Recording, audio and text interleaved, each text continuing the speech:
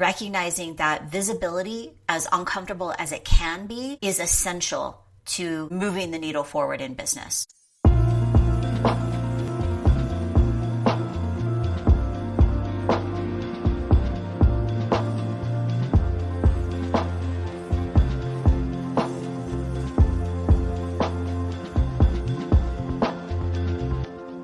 Well, hey, welcome back to the Amanda Kaufman Show. And I'm pumped for this episode. I've got my friend Jessica Sato here, and she is an expert on business growth and visibility. And she helps purpose-driven female entrepreneurs, thought leaders, and change makers clarify their big idea, amplify their message, and create lasting social impact.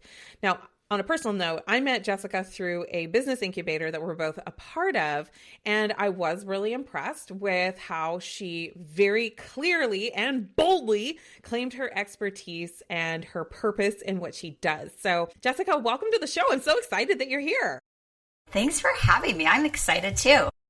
Amazing. So I love to ask, because we have a lot of listeners who are in the process of building their business, or they're working through a phase of scaling where maybe they are looking for some inspiration.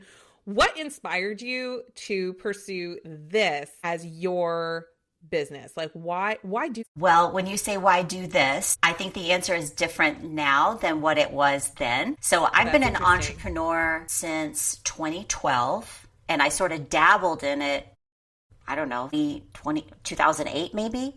So I've been at it for a long time. And actually what got me started was completely unstrategic. I was asked to come back to my former company as a consultant. And so I literally created a business that would enable me to get paid. Now, fast forward. Right? Like, so there was no, some people are like, yeah, I had a really strong strategy. I made the leap with intention. I did none of that. But with that said, I do think that has in some ways served me because it allowed for some spontaneity and a willingness to just do what was needed in the moment, which I think is important in entrepreneurship. But now fast forward to where I am today. And I have been very much focused in the online space for, I guess, since 2018, working primarily with female entrepreneurs, people who are passionate about creating change, building businesses, etc. The work I'm specifically doing now is really driven by a handful of things. My experience growing up in the Middle East, we can talk about any of these if you want. My experience growing up in the Middle East and working and living and studying in places where people were not actually free, especially women. My work in corporate life and really understanding the value of strategy and strategic decision making. And then through TEDx speaker coaching and kind of pulling all those things together now has gotten me to this place where I'm very passionate about helping the same audience that you have really focus on how to take all those crazy scattered ideas that they have and consolidate those into a very clear, bold, aligned message so that they can speak out and create change and impact in the area that is important to them. Oh, that's amazing. And I mean, not a typical upbringing. No. At all. So you volunteered it like dish, so give us a little bit of that background and how is that informing your lens today about prioritizing this market, for example? Yeah, great. So, like I said, I grew up in the Middle East. I lived in Egypt from the ages of 10 to 14, and then I ended up studying abroad there in college. My majors were Arabic and political science. And this was pre 9/11. So, the world was a very, very different place than it is today. And it was in those two big chunks of time, and then in subsequent experiences working in Ethiopia, working in Russia, that I just realized that women are routinely minimized. We know this as women already, but I think as I've reflected back and really thought about what is the impact that I want to make in the world, a lot of that desire, that mission to really elevate women's voices has been informed by my experiences where watching how women's voices have been minimized when they did in fact have the solution. And I believe very strongly that women, particularly marginalized women in marginalized communities especially, they are the closest to the problems, which means we are closest to giving the solutions. And yet our solutions are constantly being hampered. And so I want to be a force in the world, working particularly with entrepreneurs who are uniquely situated, more so than any other group of people, to solve these problems, address issues in industry, what have you. I want to be part of that process of helping equip and empower women to use all of their expertise, their experience, their voices to actually move the needle forward in those spaces. Boy, oh boy, this could turn into a 4-hour episode very, very quickly, because I actually just shared on social yesterday. I remember being 23 years old and I read this book that changed my absolute life, and it is The Feminine Mistake by Leslie Bennett. So, it's kind of a take on the feminine mystique. I love it. You're writing it down. I am writing it. And one of the things, it's basically speaking to the importance of women maintaining their financial independence. I was getting married. I was moving to another country myself. I grew up in a remote part of Canada. And I remember when I was in my engineering degree telling my mother at the time, oh yeah, we're equal now. Women are equal now. And she laughed at me and I was like, that's rude. And I went about my life. But by the time I was just 23 years old, I was already seeing like the major disparities of, 50-50 hiring maybe at the corporate level on entry, but what happened at the manager level, what happened at the director level and above. And it wasn't very long before I heard about the alligator chart that a lot of corporations don't want to share, which is just showing the disparity between women and minorities' ascension in their career versus their Caucasian male counterparts typically. And so it led me on this whole journey of learning about unconscious bias. I spent all my waking hours when I was in corporate, like my free time, which is a consultant. Yeah, what is that? I mean, that's the time you're supposed to be sleeping. But I was putting all this energy towards addressing this alligator chart problem because I experienced it, and coming back to Leslie Bennett in her book, she described that women are offered so many off-ramps to their financial independence. And, it's really come across for me in my experience where I get really annoyed when I'm in a coaching program or an incubator. I find a lot of the female conversation is about the off-ramps, and it's about how to justify the off-ramps, how to be okay with the off-ramps. And I'm like, why do we do that? So, why aren't we talking about the on-ramps? Because, when I'm in male-based programs and male-led programs, they sure as heck are not talking about imposter syndrome. No. I love your that take. Oh my gosh.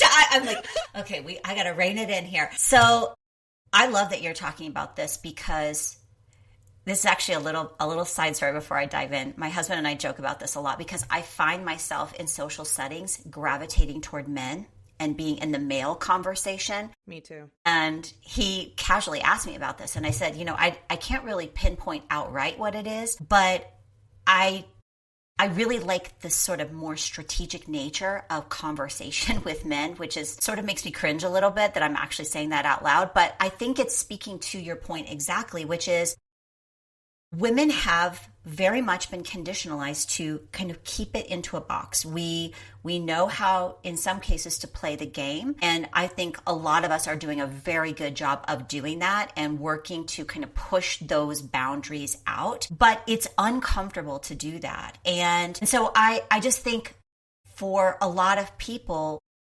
it's easier to take the off-ramp. It's easier to discuss the off-ramps and to lean into them. I don't know, maybe it's controversial to say, but like sometimes we just want to take the easy way out. And I think this is one of the reasons why I like working with entrepreneurs, especially women entrepreneurs who are driven and passionate and committed, because they're not really focused on that. They're very much focused on what is the end game? What is it that I'm trying to accomplish? What is the thing I'm trying to address? And they're very proactive in doing that. So they're not, spending a lot of time talking about imposter syndrome. They're very focused on what do I need to do? Who do I need to partner with in order to create whatever that change happens to be. I'm gearing up for, International Women's Day is on March 8th, and I'm gearing up to be the closing keynote speaker at a big event here locally. And congratulations, by the way. That's awesome.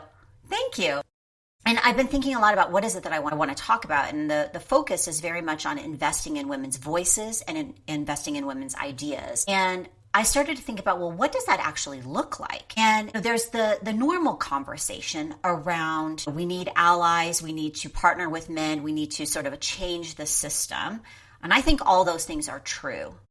But I actually think the real change is within us and within each other as women. So for us, we have to be willing to say, you know what? I know that there are a lot of systemic and very challenging barriers. And I just should put a little asterisk here that this is me speaking from a place of immense privilege. There are these barriers that are in place, but it is on us to be willing to do the work internally to challenge those barriers. So when someone says, well, you have to be nice, you can't speak too loudly, you have to, make it sound pretty, etc., we have to say, actually, no, I don't need to do that. I'm going to say it the way I really want to say it and the way it needs to be said. And I think as women, we actually have to support each other in doing that work and support each other's work in doing this.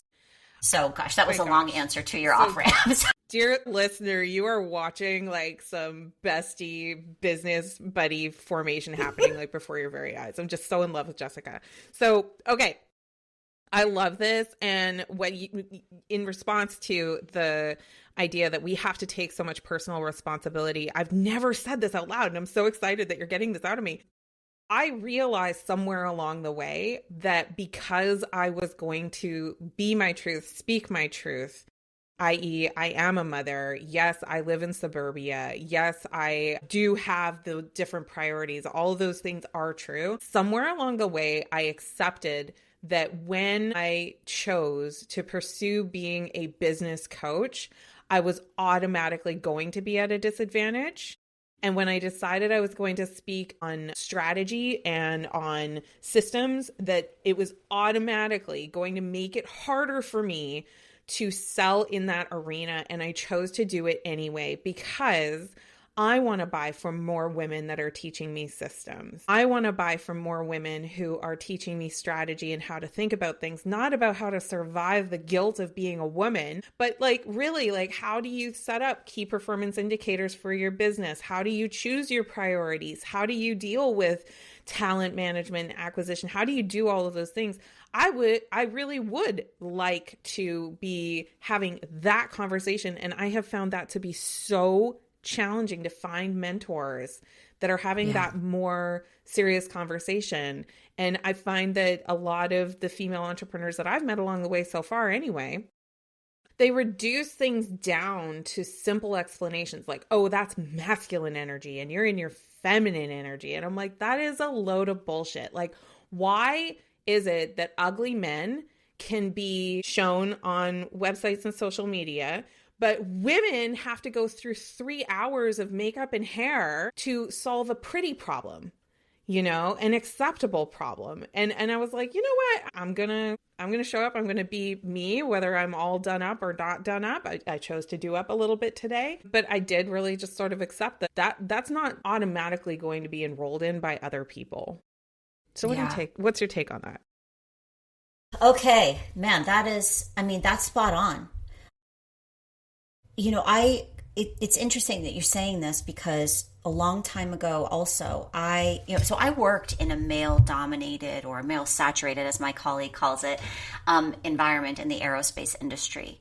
So I know what it's like to be sort of like you, engineering space. I'm not an engineer, but I was in an engineering company. Oh, I never worked a day in my life as an engineer, just for the record, everybody. I was a consultant and I worked my way up through the strategy practice. Yeah, please go ahead. Okay. Well, with that said, I know what it's like to work in those environments and how, I get the idea of like masculine energy, feminine energy, and like recognizing that sometimes we do end up contorting ourselves to fit into and be able to be successful in those kinds of spaces. I have many, female mentor leaders who did that very thing in order to be successful. So I can appreciate that to a degree. But like you, I feel like it's a little too reductionist to say masculine energy, feminine energy, and you just using that as sort of like the answer to the thing. I would much rather off-ramp, in my opinion. It is.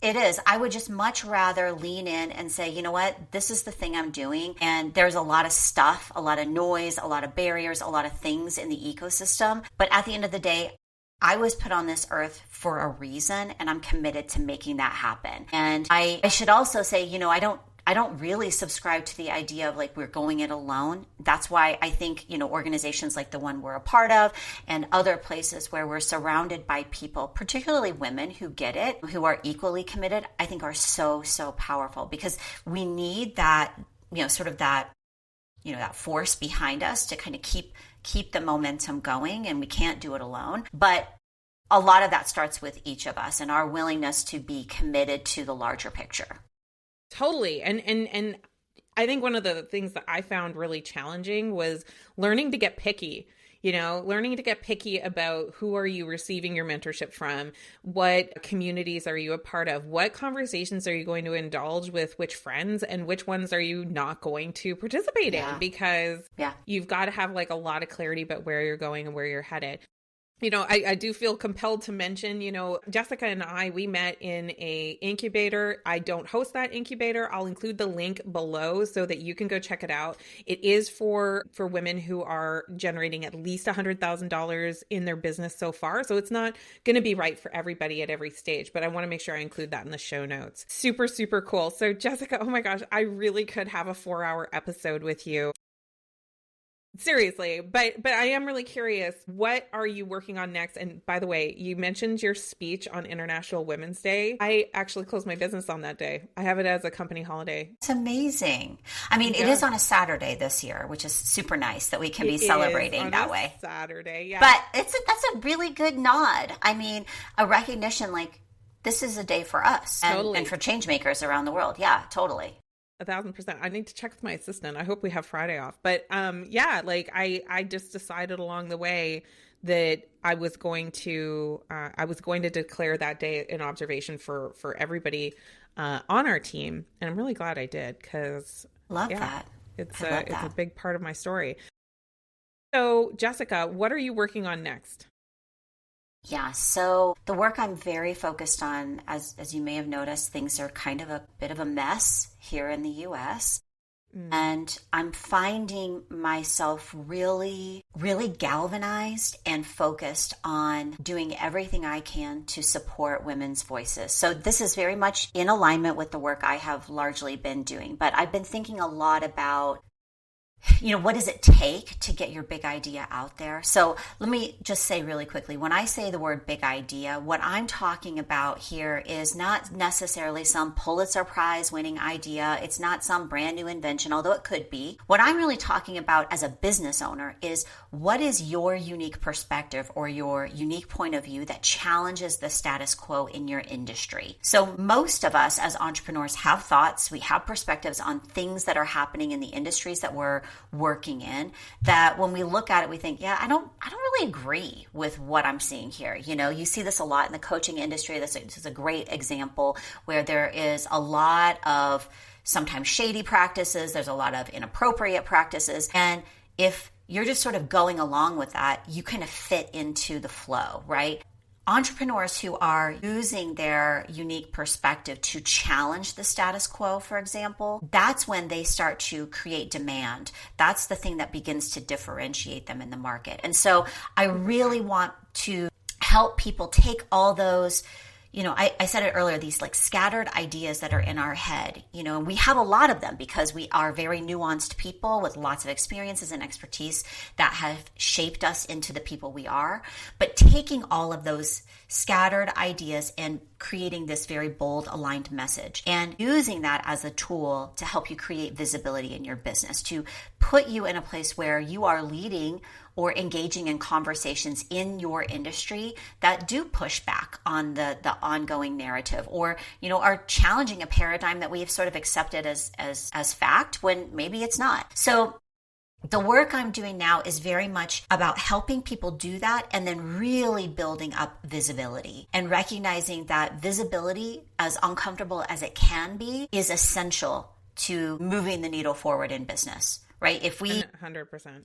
Yeah, I don't need to explain why visibility is important. But I do think that we tend to, like you said, we minimize. We're like, oh, I haven't done my hair and makeup today. Oh, I don't feel great in my body. And sometimes those are days where, yeah, you just say, I'm not going to do it today. But it can't be the same every day. We have to be willing to put ourselves out there. We have to be willing to be uncomfortable in the process. And I think it's that discomfort that tells you that you're on the right track. Not extreme discomfort, obviously, but that swirly feeling that you get in your gut when you're about to say something, when you're about to do something, when you're about to put something new into the world. Like that swirly gut feeling is usually an indicator, like I'm doing something that's uncomfortable. And then we get on the other side and we recognize matters. You got to do what matters, yeah. right? And that's my whole motto. I've got it tattooed on my arm. Like it is something that is so super important, because you're the only person that gets to decide what matters. And for, again, like those off ramps of like excusing ourselves from showing up, excusing ourselves from social media. Hey, I struggle with the exact same thing. But one of the things that's really helped me is, like I said, it's like, how can a relatively unattractive man show up every day, scruffy, unshaven? He's getting more miles on his journey because he showed up today. So correct. That's why, like I had body dysmorphia and body image issues when I started, especially, and I've worked through a lot of those things. But to your point, it's actually a strategic advantage to decide, like, I'm gonna be online without makeup. That's actually an advantage, Yeah. One of the things that drives me kind of crazy about the coaching industry is that it's so status driven. Most people who become coaches, they may not know it, but they're doing it because they want significance. They want to turn their experience into something that has significance in their life. And where that gets perverted in our industry is it becomes all about followers, like follower counts, and all about the show. And I think that there is an element of visibility where you are performative and you are showing up and you are cultivating an experience for your audience, and that is considerate of your audience. But I think the thing that I decided to take a stand against that paid off monetarily, y'all, was the idea that instead of you building like this crazy presence on a rented platform, focus on helping your next 5 people. Right? Like look for the next 5 people. And if you just change that mindset, that has been my mindset like the entire time on my journey. And I've had evolution, I've had change, I've learned. And the thing that I figured out really early that allowed me to even be here is help the person in front of you. Like be completely present with those people and stop counting yourself out of the game because of some status symbol, ego driven BS. Like attach your ego to the process and to helping actual real human people. And what happens is that compounds over time that you end up getting status anyway, because you earn a reputation of being somebody who actually shows up and helps. So when I put that into all my messaging, it just like, it's so beautiful. Opposite land to make $1 million in 90 seconds, Oh my God. Okay. I'm not even going to jump on that soapbox because I will lose my mind. I want to acknowledge 2 things that you said that I think are so powerful. One, it's about the people, right? The minute you shift your eyes away from people, human beings, and the fact that these are real challenges that they're facing in whatever form of coaching or service provision that you do, the minute you shift away from that and you start focusing on, like you said, the status, the numbers, the et cetera, that's when the game changes, and not in a good way. And that's not to say don't be aware of your metrics, right? Like you should be aware of your KPIs, your numbers, et cetera, but not from the perspective of, or not in lieu of focusing on people. And so that idea of like the next 5 people, I think is really powerful. And the other thing that you said that I think is worth really highlighting is about using this, I call it stages of your own making, but the places that you own, right? There's just so much push around social media. And if we've seen nothing in the last, 3 or 4 months, it's just how untenable social media is. We don't own those spaces. We're essentially renting them, and the game changes all the time without notice. And so for me, it has been very much about figuring out, at least for my clients, where does your voice belong and where is the stage that you own? So for some people, that is an actual stage. For others, it's their blog. In my case, that's my blog. It's my podcast. Maybe it's a podcast. Maybe it's something else. But really be focused on what spaces do you own and really go all in on inhabiting those. Jessica, again, we could do this for 4 hours, but that's not our format. So what is the best way for people to fall in love with you? Where do they follow you? Where do they find you? I spend the vast majority of my time on LinkedIn, and I'm at Jessica, or actually I'm not Jessica. I am Jessica, but over there I'm Jess-Sato. And when you pop over, there's tons of resources. The one I'll point you to, and we didn't dig too much into this, but with respect to the big idea, I know a lot of times people are constantly questioning, is my big idea big enough? Or is my idea good enough? And I have a BOLT assessment over there that is really a tool to help you think about, is my idea, does it have what it takes to fill the space, to cut through the noise, to move the conversation forward? So if that's of interest to you, you can grab it over on LinkedIn. I am 1,000% going to check that out. That sounds amazing. Jessica, I just really want to thank you for such an incredible interview. Thank you so much for taking time out of your busy schedule to spend it with us. Thank you, thank you, thank you for being here. Thanks so much for having me. And listener, hey, thank you for listening. It's so awesome that you took the time to do that. And before you go, don't forget to subscribe if you haven't already. And you know what? Those 5-star reviews that you leave, they make a huge difference. So if you can take 30 seconds and reward Jessica for her amazing effort today, we would really be grateful. It just helps people be able to decide whether they want to spend time with us. And if you really got value today, like that review honestly makes a huge, huge difference. And in fact, if you loved what we were talking about, go ahead and grab the link to this episode, share it with 3 of your friends, and they can be part of the conversation as well. Thank you so much for joining us for the Amanda Kaufman Show. We will see you in another episode.